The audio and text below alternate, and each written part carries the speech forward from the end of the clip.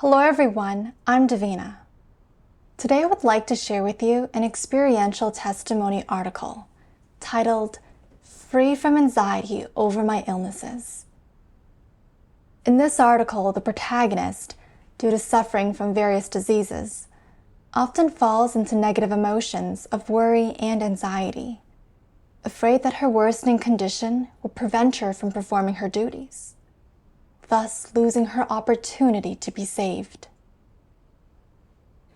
After becoming infected with COVID-19, she becomes even more pained and disheartened, and misunderstandings about God arise in her heart, to the extent that she abandons her duties and goes home to recuperate. However, the words of God touch her heart, and she feels great self-reproach. What gains does she obtain from the words of God? How does she step out of her suffering and anxiety? Let's read the article together.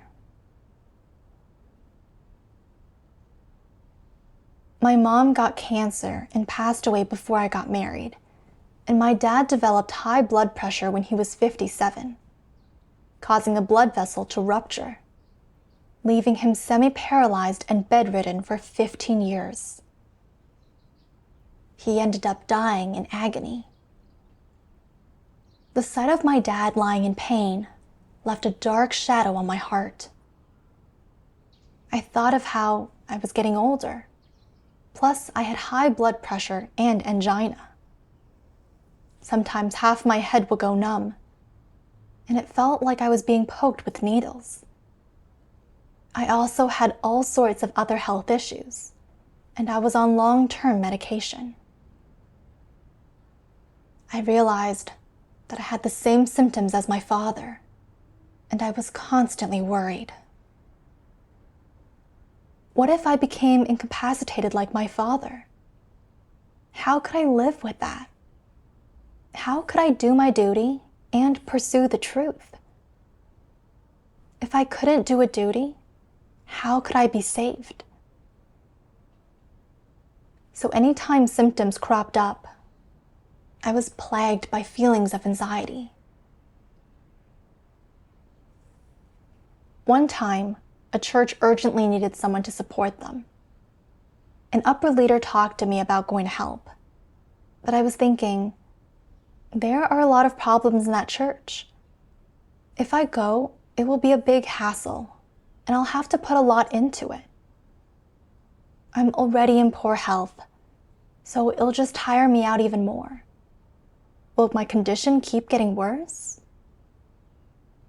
What will I do if I truly get sick? So I turned it down. A few months later, that church was really in need of someone, and the upper leader came to talk to me about it again. I felt really guilty. I hadn't been considerate of God's will before, and I was pretty troubled after that. I couldn't turn down that duty again, so I agreed to go. But as soon as I got to the church, I saw that they weren't achieving anything with their work, and I felt a lot of pressure. There were lots of issues to address if I wanted to improve the work results, and it would be really hard. My mind was constantly whirling. I started to feel numb in my head again. And I felt a discomfort, as if bugs were crawling inside my brain. I couldn't sleep, and I didn't have any energy during the day. I felt weak all over and didn't have any strength at all. I was kind of worried. Would my condition keep getting worse and worse? If my blood vessels clogged just like my dad's did, would I just collapse? If I became a vegetable, or paralyzed, or even lost my life, how could I do a duty? And how could I attain salvation? I was plagued by worries over my illness. And even though I was in charge of the gospel work, I didn't want to bother with the details of the problems. I was rarely overseeing details of the work, afraid I'd be incapacitated if I exhausted myself. I was really impatient and wanted to hand this hectic gospel work over to a newly elected leader. This church already wasn't accomplishing much in the gospel work, and I didn't address the problem in detail, which meant that work didn't pick up at all. I was worried then about whether my condition would get worse. And if it were to flare up, my life would be lost. If I were to die, I wouldn't be able to do my duty and be saved. But I thought, I was in the middle of doing a duty, so God should protect me, and I probably wouldn't get seriously ill. I felt a little more at peace. My concerns still haunted me from time to time, though, especially when I saw people working with me in their 70s without health problems. As I was younger than them and yet riddled with illness, I couldn't help but feel sad. They are in good health and must have an easy time doing their duty. Why am I not healthy? I felt really helpless and got kind of negative and depressed in my duty. In late December 2022, the pandemic flared up. I already had lots of underlying conditions, and then I got infected with COVID. I had a fever, felt weak all over, and was coughing up blood. I didn't have any appetite and couldn't eat for 2 weeks. I was feeling awful at that time. I thought, I'm done for. My health is truly ruined. If I lose my life, how can I still do a duty? Some people got COVID, had a cough for a few days, and then were fine. But I never stopped doing my duty, and I've had a high fever for several days and haven't been able to eat anything. How can I have gotten so sick? I felt more down the more I thought about it, and I was miserable. After a while, my fever went down, but the 2 people I worked with got infected, and no one was there to do church work. With no other option, I had to drag my weak body to gatherings. I ran around for 2 or 3 days while sick, and it was hard to coordinate a lot of tasks because of the pandemic. My heart started to disengage, and I felt like the work was too hard. My health was getting worse and worse, and I wasn't doing the work well. So I thought I may as well go home and recuperate. Maybe I would get a little bit better. Back at my host's house, my angina suddenly flared up, and I felt like I couldn't take it anymore. I was thinking, if I keep on doing the duty of a leader, my health won't be able to take it anymore. I'd better not do this duty. Suddenly, I felt really depressed and stayed in bed for 2 or 3 days. I felt that if I wanted to get better, I had to do it myself and take better care of my health, that was realistic. I wrote a letter to the leader to explain my thinking and went home as soon as I sent it. On my way home, I couldn't help but think to myself, I've been a believer all this time, but my health is in this state and I can't do my duty well. I suppose I've been fully exposed this time. Can I still be saved? When I got home, I lay in bed feeling empty inside, and I couldn't sleep. I was filled with guilt. I also thought about all the details of the gospel work I was responsible for that needed arranging. If I just stayed home, this would certainly delay the church's work. Doing that wasn't in line with God's will. Wasn't I just throwing in the towel and betraying God? So I pray to God, God, why in the face of the situation do I feel so weak and unwilling to do my duty? I know this isn't in line with your will, but I can't carry on. I don't have an ounce of strength left. Oh God, I feel so lost and I'm in so much pain. Please enlighten and guide me.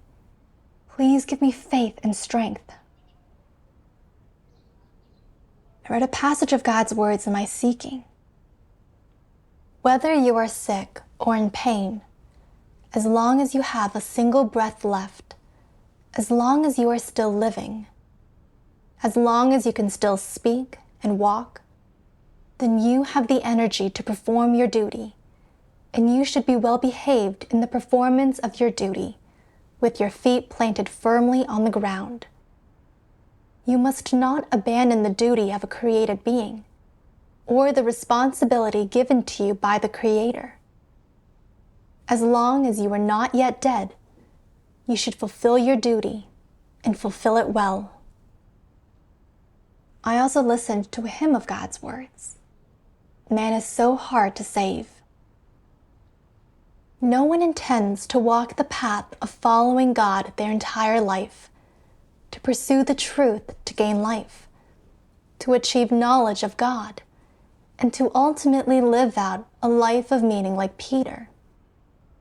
So, people go astray as they walk, coveting the pleasures of the flesh. When they encounter pain, they will be likely to become negative and weak, and not have a place for God in their hearts. The Holy Spirit will not work in them, and some people will even want to turn back. All the effort they put in their years of belief has gone to waste, and this is a very dangerous thing. What a pity it is that all their suffering, the countless sermons they listened to, and the years they spent following God have all been in vain. It is easy for people to go downhill, and it is, indeed, difficult to walk the right path and to choose Peter's path. Most people have unclear thinking. They cannot clearly see which path is the right one, and which is a deviation from it.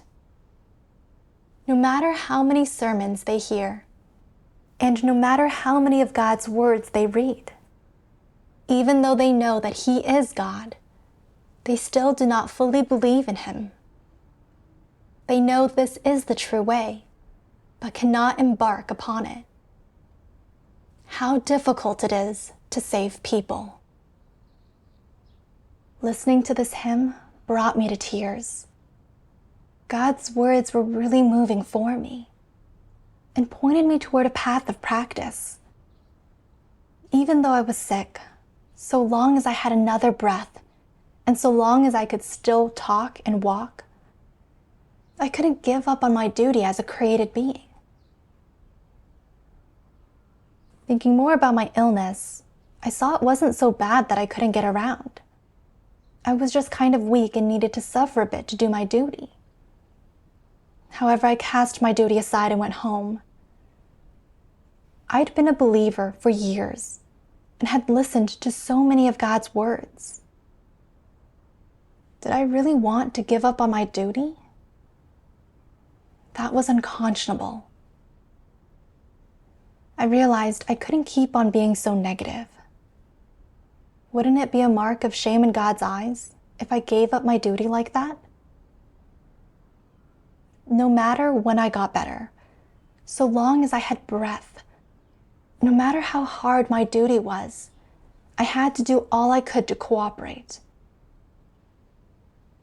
God's words gave me the motivation for my duty, and I suddenly felt much freer. I felt a turnaround in my state, and I went back to take up my duty again. I read another passage of God's words after that.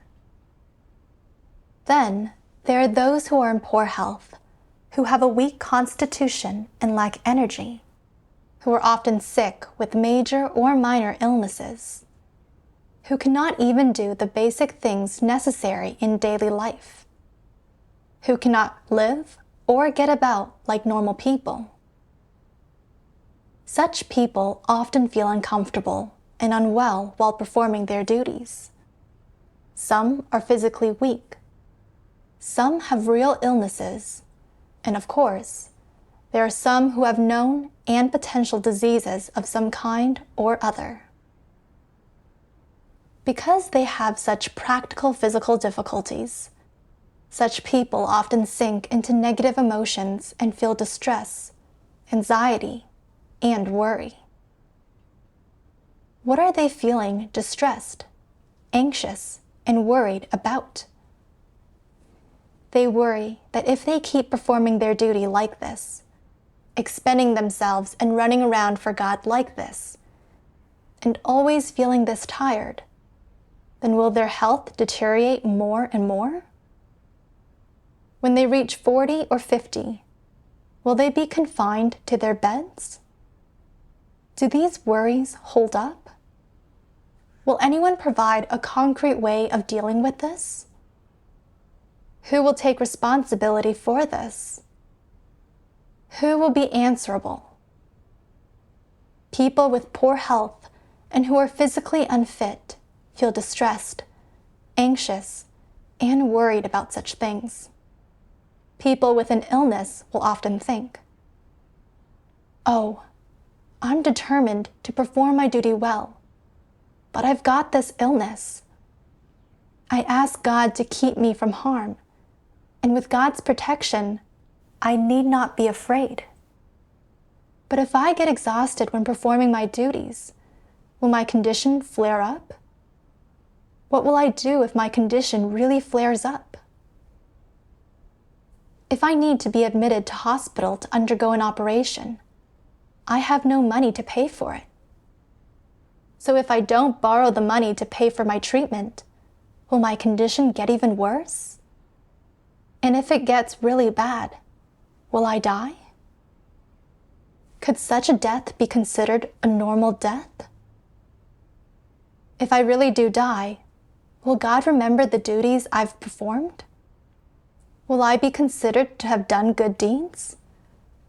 Will I attain salvation? There are also some who know they are sick. That is, they know they have some real illness or other. For example, stomach diseases, lower back and leg pain, arthritis, rheumatism, as well as skin diseases, gynecological diseases, liver disease, hypertension, heart disease, and so on. They think, if I keep performing my duty, will God's house pay for treatment for my illness? If my illness gets worse and it affects the performance of my duty, will God heal me? Other people have been cured after believing in God. So will I be cured too? Will God cure me, just as He shows kindness to others? If I loyally perform my duty, God should heal me.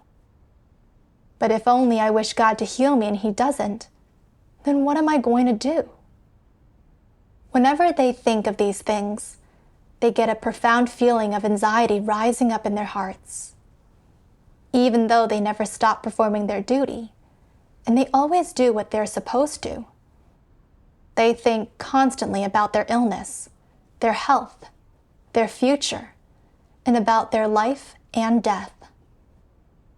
Finally, they reach the conclusion of wishfully thinking, God will heal me. God will keep me safe. God won't abandon me. And God won't stand by and do nothing if He sees me getting sick. There is no basis at all for such thoughts, and they can even be said to be a kind of notion. People will never be able to resolve their practical difficulties with such notions and imaginings as these. And in their innermost hearts, they feel vaguely distressed, anxious, and worried about their health and their illnesses. They have no idea who will take responsibility for these things, or whether anyone will take responsibility for them at all. Without God saying this, I'd still not know that constantly worrying about my illnesses was a negative emotion, and I would think it was justified. Now, I finally realized that I was deeply entrenched in this negative emotion. Since I had the underlying conditions of high blood pressure and angina, I had symptoms flaring up pretty frequently. When I suffered more on my duty and I got a little more fatigued, I was worried that my condition would get more and more serious. If I lost my life, how would I be able to do my duty? Therefore, I was afraid I'd lose my chance at salvation. When my health wasn't that bad, I could keep on doing my duty. I felt like I was paying a price and that God would protect me. But as soon as my symptoms emerged, I was flooded with all these emotions of distress.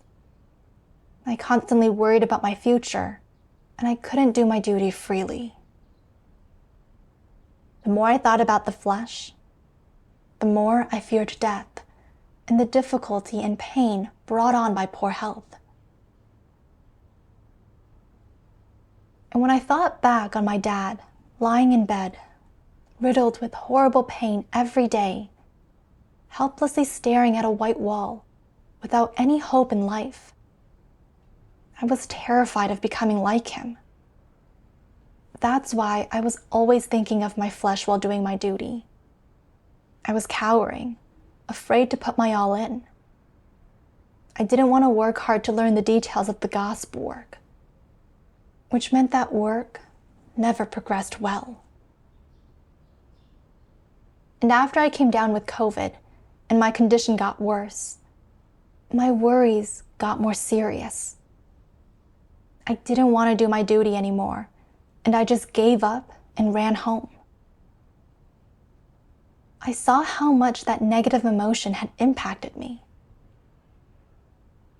Living within that anxiety, I just rebelled against God more and more, and life became more and more depressing and painful.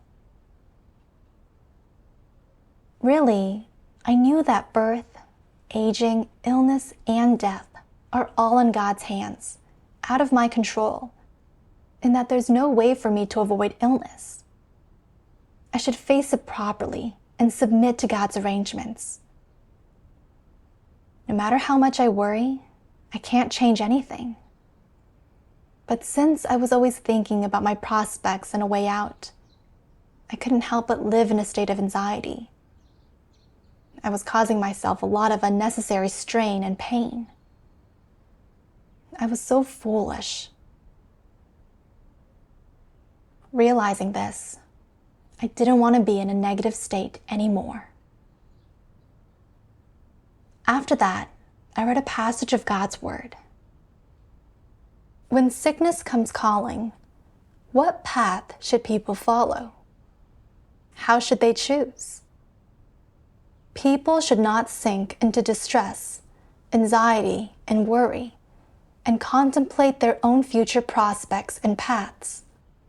Rather, the more people find themselves in times like these, and in such special situations and contexts, and the more they find themselves in such immediate difficulties, the more they should seek the truth and pursue the truth. Only by doing this will the sermons you have heard in the past and the truths you have understood not be in vain and will take effect. The more you find yourself in such difficulties as these, the more you should relinquish your own desires and submit to God's orchestrations. God's purpose in setting up this kind of situation and arranging these conditions for you is not to make you sink into the emotions of distress, anxiety, and worry. And it is not so that you can test God to see if He will cure you when sickness befalls, or sound out the truth of the matter. God sets up these special situations and conditions for you so that you can learn the practical lessons in such situations and conditions to attain deeper entry into the truth and into submission to God, and so that you know more clearly and accurately how God orchestrates all people, events, and things. The fates of man are in God's hands, and whether people can sense it or not, whether they are truly aware of it or not, they should obey and not resist, not reject, and certainly not test God. You may die in any case, and if you resist, reject, and test God, then it goes without saying what your end will be. Conversely, if in the same situations and conditions you are able to seek how a created being ought to submit to the Creator's orchestrations, seek what lessons you are to learn and what corrupt dispositions you are to know in the situations God brings about for you, and understand God's will in such situations, and bear your testimony well to meet God's demands, then this is what you should do.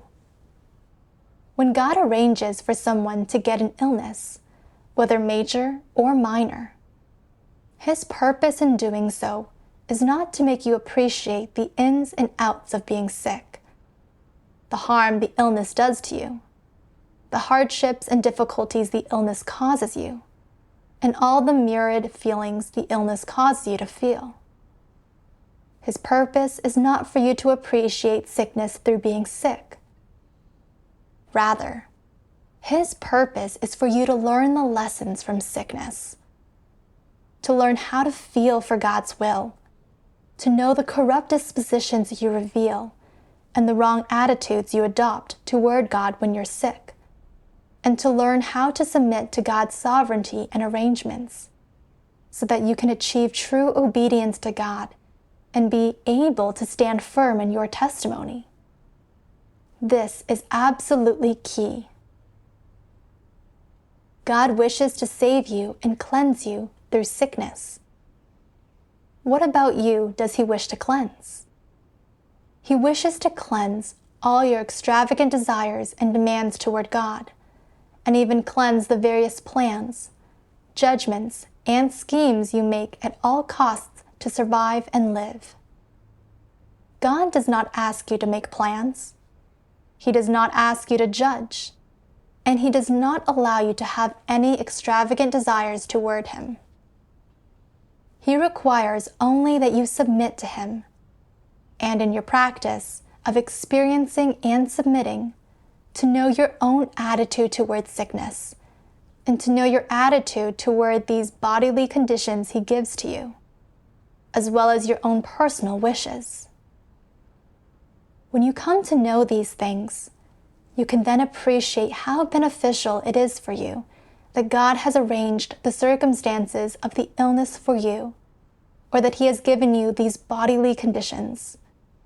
And you can appreciate just how helpful they are to changing your disposition, to you attaining salvation, and to your entry into life.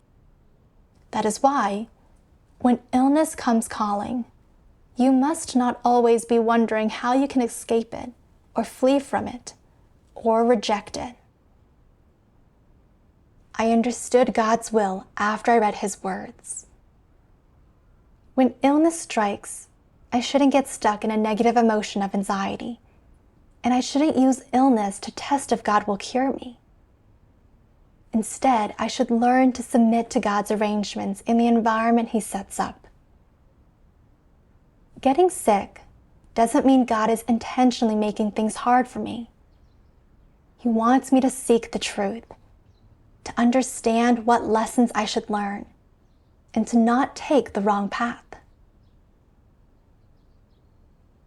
Thinking back on when I became ill and experienced some physical pain, I was worried about the road ahead for me and my future, afraid I would die and be unable to attain salvation.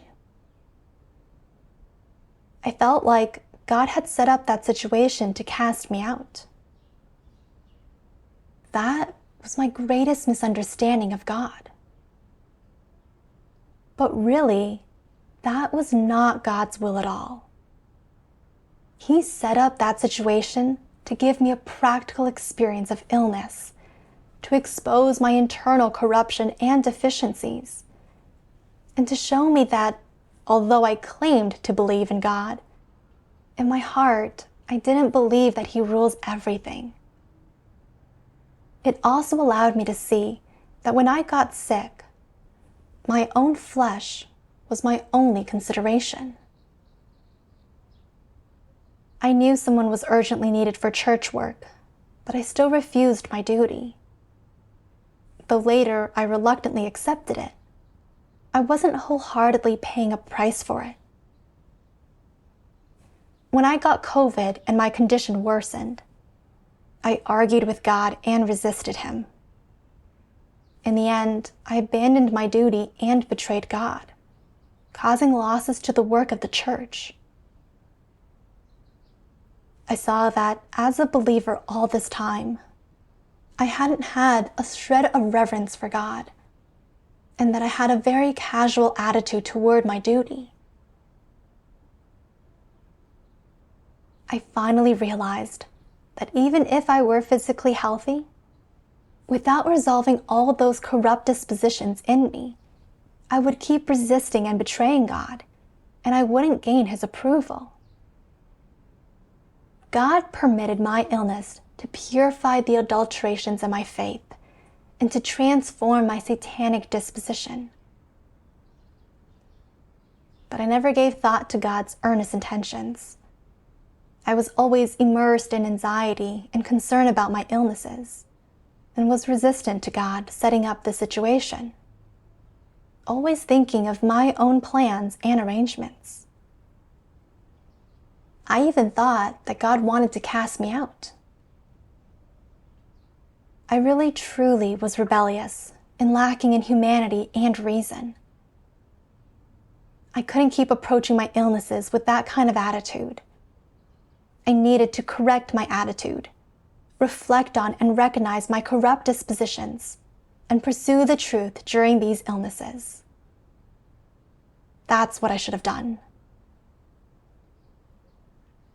I reflected on myself after that. What was the root of my constant anxiety after I got sick? I read this in God's words. So many believe in me only that I might heal them. So many believe in me only that I might use my powers to drive unclean spirits out from their bodies. And so many believe in me simply that they might receive peace and joy from me. When I gave unto men the suffering of hell and reclaimed the blessings of heaven, man's shame turned into anger. When man asked me to heal him, I paid him no heed and felt abhorrence toward him. Man departed from me to instead seek the way of evil medicine and sorcery. When I took away all that man had demanded from me, everyone disappeared without a trace. Thus, I say that man has faith in me because I give too much grace, and there is far too much to gain. God exposed my state. Wasn't my view on faith exactly what He described? My faith was just for blessings, and I was trying to make a deal with God. When I didn't have any major health problems in my duties, I thought I'd gained God's care and protection, and had a chance at salvation. So I was willing to suffer and pay a price for my duty. When I became ill and didn't see my symptoms easing up, I couldn't throw myself into my duty, and I didn't put my heart into the gospel work either. I only thought of my future and fate. I was worried about whether I'd die and whether I could be blessed. When I was seriously ill with COVID and was unwell for 2 weeks, I complained that God wasn't protecting me, and I didn't even want to do my duty anymore. When I saw that my hopes for blessings were dashed, my true nature was exposed, I turned my back on God, abandoning my duty and betraying Him. I went completely against God, rebelling against Him and resisting Him. Arguing with God, being negative and resistant. Where was my sense of humanity and reason? Thinking about it, I was truly grateful to God for setting up that situation for me. Although I suffered a bit in the flesh, I gained some understanding of the adulterations in my faith and my satanic disposition of going against God. I felt in my heart that everything God does in me is for salvation, and it's all love. I read more of God's words later and gained more insight into the matter of death. God's words say, "Whether you encounter a major illness or a minor one, the moment your illness gets serious or you're facing death, just remember one thing. Do not fear death. Even if you are in the final stages of cancer, even if the death rate for your particular illness is very high, do not fear death. Regardless of how great your suffering is, if you fear death, then you will not submit. If your illness gets so serious that you may die, and the death rate for it is high regardless of how old the person is who contracts the illness, and the time from when people contract the illness to when they die is very short, what should you think in your heart? I must not fear death. Everyone dies in the end. Submitting to God, however, is something most people can't do, and I can use this illness to practice submitting to God. I should have the thinking and the attitude of submitting to God's orchestrations and arrangements, and I must not fear death. Dying is easy, much easier than living. You can be in extreme pain, and you won't be aware of it. And as soon as your eyes close, your breath ceases. Your soul leaves the body, and your life ends. This is how death goes. It is this simple. Not fearing death is one attitude to adopt. Besides this, you mustn't worry about whether your illness will get worse or not, or whether you will die if you cannot be cured, or how long it will be until you die, or what pain you will be in when it comes time to die. You mustn't worry about these things. These are not things you should be worrying about. This is because the day must come, and it must come in some year, some month, and on some particular day. You cannot hide from it, and you cannot escape it. It is your fate. Your so-called fate has been predestined by God and already arranged by Him.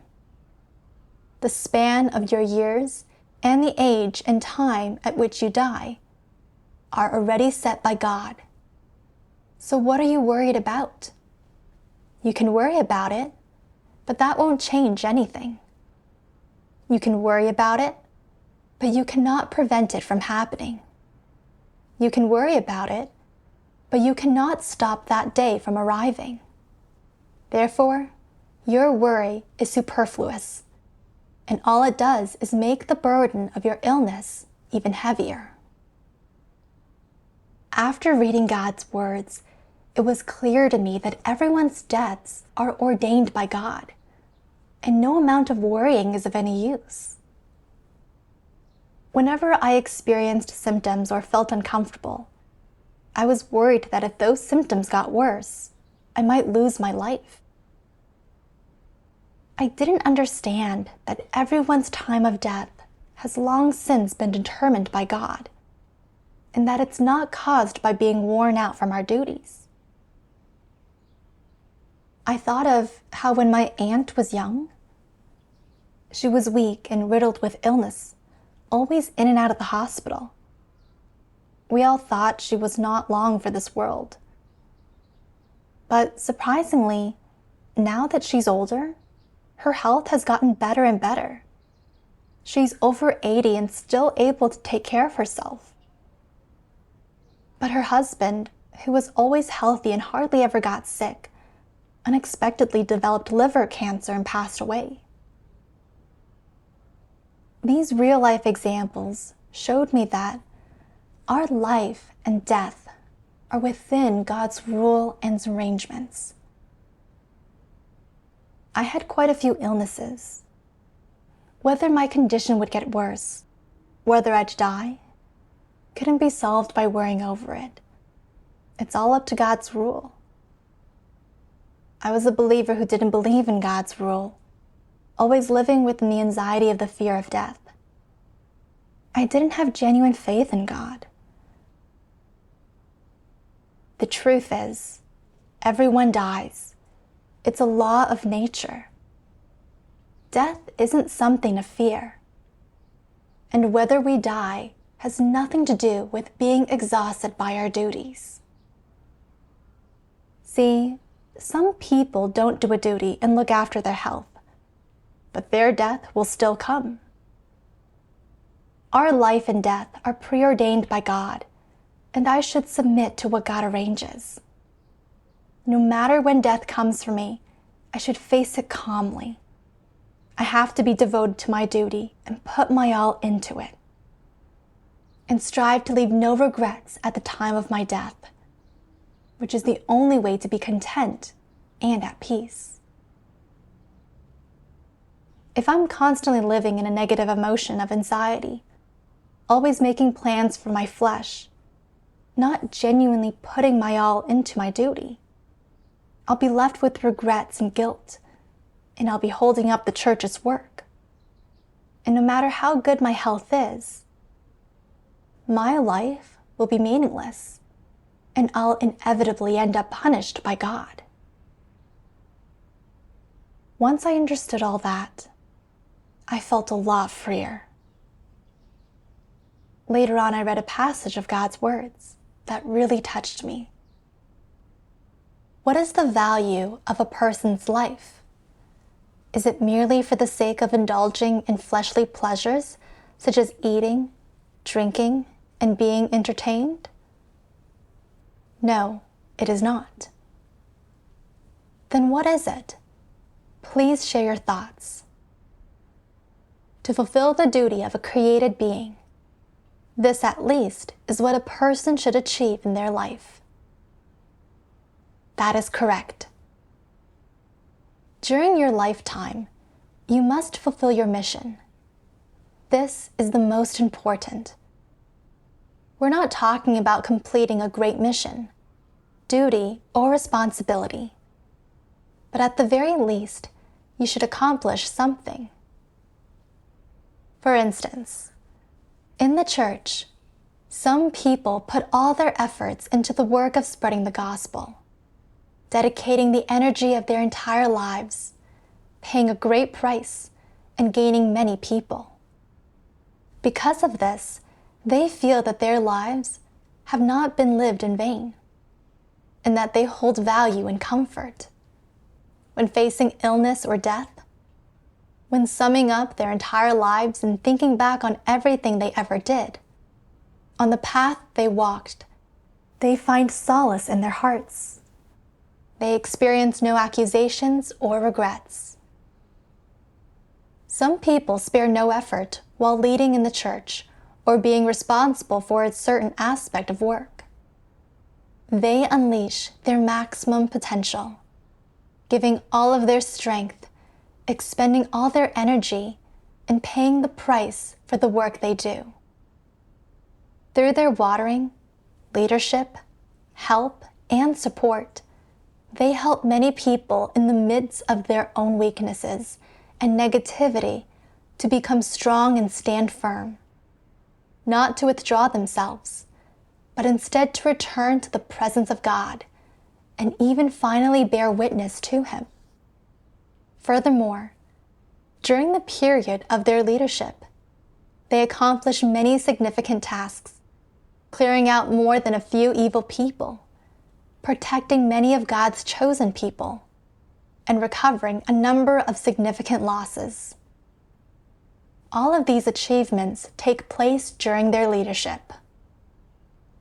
Looking back at the path they walked, recalling the work they did and the price they paid over the years, they feel no regrets or accusations.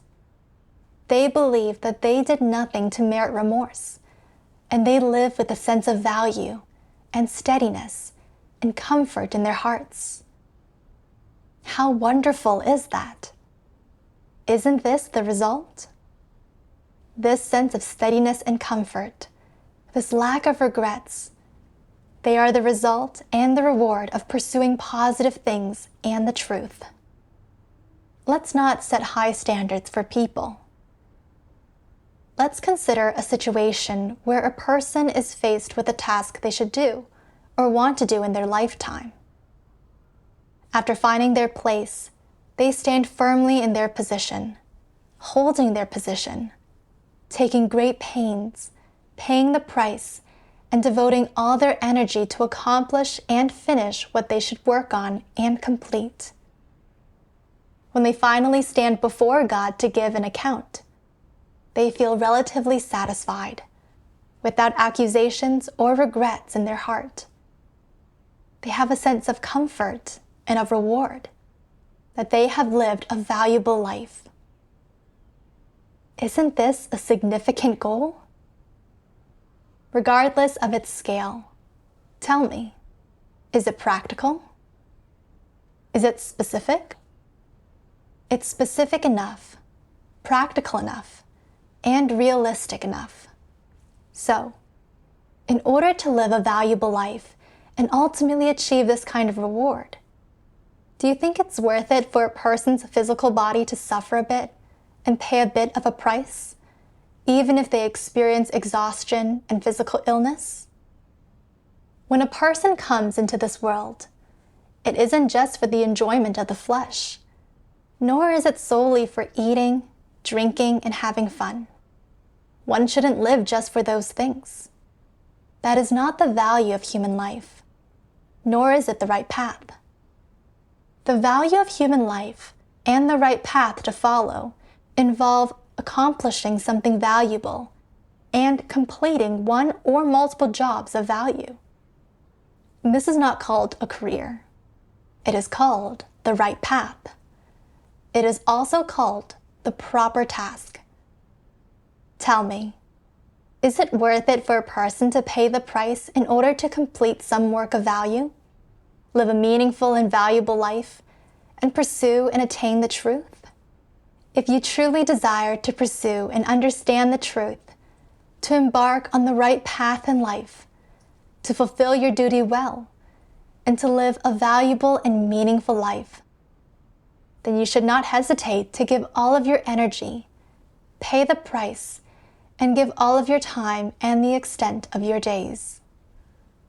If you experience a bit of illness during this period, it will not matter. It will not crush you. Isn't this far superior to a lifetime of ease and idleness, nurturing the physical body to the point that it is well fed and healthy, and ultimately achieving longevity? Which one of these two options is more conducive to a valuable life? Which one can bring comfort and no regrets to people when they face death at the very end? Living a meaningful life means to feel results and comfort in your heart. What about those who are well fed and maintain a rosy complexion until death? They don't pursue a meaningful life. So how do they feel when they die? Like they lived in vain. These three words are incisive. Living in vain. What does living in vain mean? Living in vain, wasting one's life. What is the basis for these two phrases? At the end of their lives, they find that they have gained nothing. What should a person gain then? They should gain the truth, or accomplish valuable and meaningful things in this life. They should fulfill their duty as a created being. If they fail to do all that and only live for their physical bodies, they will feel that their life was lived in vain and wasted. Reading this in God's words, I understood the meaning of human life. I thought of how I now had the chance to do the duty of a created being, and that it's the most righteous thing to do. Unbelievers pursue food, drink, and pleasure. And though they have the pleasures of the flesh and don't suffer much, when death comes to them, they have no idea what people live their lives for. It's a life lived in vain. I can be uplifted by God and serve as a leader in my duty during my lifetime. So I should put my all into it and take responsibility for the church's projects as the above requires. Lead brothers and sisters to pursue the truth and do their duties according to principles. And do my part to expand the kingdom gospel. This is the most meaningful thing. But if people just live their lives for the flesh, they're wasting their days, and it's all totally meaningless. Just like before, when I gave up my duty and went home so I wouldn't collapse, though I was at home and wasn't physically suffering, and I didn't have to worry so much about church work, I wasn't shouldering the responsibilities I should have, and I felt empty inside. I was also filled with guilt and didn't have any real peace or joy. I saw that a life lived for the flesh was totally meaningless, and that it was empty, no matter how well I took care of my health. Although I was a little tired and suffered a bit doing my duty, I could gain the truth and feel calm and at peace. That's the only meaningful life. Through this, I also gained personal experience of why God has us hold on to our duties.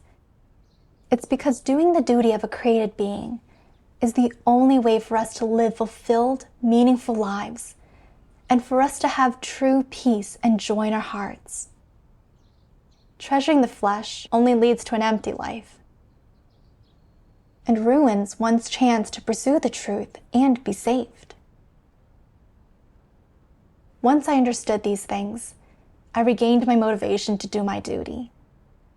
I wasn't achieving anything in gospel work, so I needed to gain a practical understanding of the situation, seek the principles to resolve problems, do my best to do everything I could, striving to improve the results of the work.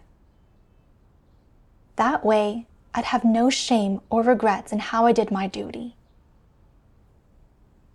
When I was engaged in the gospel work and encountered difficulties, sometimes I'd worry about wearing myself out or getting worse from resolving problems. But I felt I couldn't keep living in a state of anxiety. So I prayed to God. Oh God, whether my illness is worsened or not, I don't want to keep rebelling against you like before. Whether I live or die is entirely in your hands, and I want to submit to your orchestrations and arrangements. I didn't feel as worried after praying. I fellowshiped with some brothers and sisters to resolve the issues in the gospel work. Everyone sought the principles together, discussed options, and we found a path for our duties. There was progress in the gospel work, and we became clear on some of the principles. In March 2023, the church held elections for upper leaders, and in the end I was elected. I knew that I'd have a greater burden in this duty, and I still thought of my health, but I didn't want to heed the flesh anymore. I wanted to really treasure the opportunity of this duty. Afterward, in my duty, I could make adjustments for my health as needed, resting a bit when I wasn't feeling well and making time to get some exercise. Doing my duty that way, I didn't get overly tired, and I wasn't held back by illness. Over time, I didn't have so much numbness in my head. Now, I think that I must treasure the time I have left, and that what's most important is how to do my duty well. I'm grateful to God for setting up the situation so I could learn a lesson. I'm not constantly worried about getting sick anymore. Thank you for watching this video, and we will bring you even more abundant experiential testimonies in the future. See you next time.